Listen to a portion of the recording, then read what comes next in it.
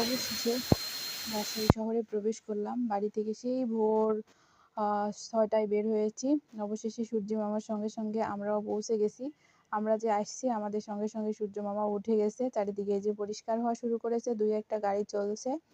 আর এইদিকে শহরের লাইটগুলো আপনাকে ওয়েলকাম জানাবে। সবুজ প্রকৃতি আপনাকে খুব আপন করে নিবে। আর প্রকৃতির যে উদারতায় আপনি সৌন্দর্যে মুগ্ধ হবেন, এটা বলার কিছুই নেই। যারা রাজশাহী সম্পর্কে মানে কম বেশি একটু সাধারণ ধারণা আছে, তারাও বুঝতে পারবে যেটা রাজাদের শহর, রাজকীয় শহর, শান্তিপ্রিয় মানুষের শহর। এটা শিক্ষানগরী, এটা গ্রিন সিটি, এটা ক্লিন সিটি। তো সেই শহরে আমি প্রবেশ করেছি, দীর্ঘদিন পর প্রবেশ করেছি। যদিও খারাপ লাগছে, কারণ এখানে আব্বাকে নিয়ে আসতাম, এখন আর আব্বা নাই। এখানে আর রেগুলার আসতে হয় না। তো এখানে আসছি আমাদের প্রয়োজনেই। আমি আমার দুজনেই অসুস্থ, আমি একটু বেশি অসুস্থ, এই জন্য এখানে তড়িঘড়ি করে চলে এসেছি। এখানে যে ডক্টর আছে ওনার কাছে আমি ট্রিটমেন্ট নিব, যার কারণে তড়িঘড়ি করে এখানে চলে এসেছি। ভোরবেলা যেহেতু কোনো গাড়ি পাবো না, গাড়ি রিজার্ভ করে নিয়ে চলে এসেছি। তো এই তো শহরের ভিতর দিয়ে যাচ্ছিলাম। এটা হচ্ছে ভার্সিটির এলাকা। অনেক সুন্দর, একদম ক্লিন, পরিষ্কার, আর লাইটগুলা এত সুন্দর করে সাজানো। এটা শুধু আমার ভিডিওতে না, রাজশাহীতে যত ব্লগার আছে সবগুলোর ব্লগেই আপনারা পেয়েছেন, হয়তোবা দেখেছেন। আমি আবার নতুন করে কি দেখাবো, এর আগেও অনেক ব্লগ ছেড়েছি। তো তারপরেও আজকে যেহেতু এই শহরে অনেকদিন পরে আবার আসছি, এই শহর আমাকে আবার নতুন করে স্বাগত জানিয়েছে। তো সেই শহরের মধ্য দিয়ে আর কি যাচ্ছিলাম। আর খুব মিস করতেছিলাম অনেক কিছুই আর কি মনে পড়তেছিল। তারপরেও একটু ভিডিও ফুটেজ নিয়েছি যে সবার সাথে শেয়ার করব। তো এখান দিয়ে যাচ্ছিলাম আর দেখতেছিলাম এর সৌন্দর্য আর প্রকৃতিগত। যেহেতু এখানকার মানুষজন একটু বেশি ঘুমায়, একটু শান্তিপ্রিয়, কিন্তু শিক্ষানগরী হওয়ার কারণ স্টুডেন্টগুলো অনেক সকাল সকাল সব উঠে পড়ে। তারপরেও আমরা যখন এই রাস্তা ধরে যাচ্ছি তখন বেলা 7টা বাজে। মানুষজন সবেমাত্র একটু একটু করে চোখের পাতা দুটো টেনে টেনে একটু একটু করে উঠতেছে। ঘুম কেবলে চোখ থেকে যাচ্ছে।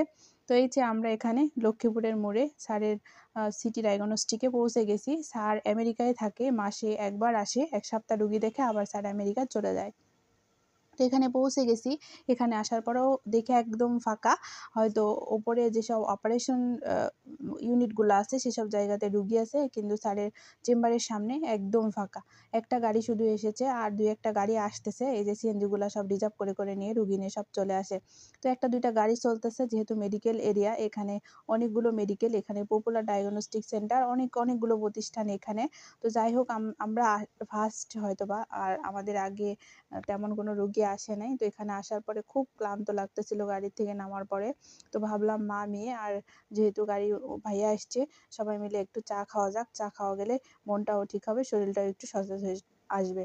তো যাই হোক, চা নিয়ে বসে পড়লাম। চা খাচ্ছিলাম, একদম আমার পছন্দের চা, কালারফুল একটা চা নিয়ে বসে পড়েছি।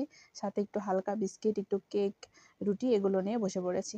তো এই আর কি, রাজশাহীতে আসছি চিকিৎসার জন্য। দেখা যাক কতদূর কি করানো যায়। তো এই ছিল আজকের ব্লগ। এডিট করব করে করা হচ্ছিল না। তো অনেক ইয়ের পরে আজকে একটু চোখ খুলছি আর কি। ৩ দিন আগে ডক্টর দেখাইছি রাজশাহীতে, আর আজকে আমি ব্লগ এডিট করে ছাড়তেছি। এটা খুবই দুঃখজনক। তারপরেও সবার জন্য ছাড়লাম। মাও অনেকটা ক্লান্ত হয়ে গেছে, ভাইয়া অনেক ক্লান্ত হয়ে গেছে, বলছে এত লং জার্নি আসলে একটু বেশি ক্লান্ত হয়ে গেছে।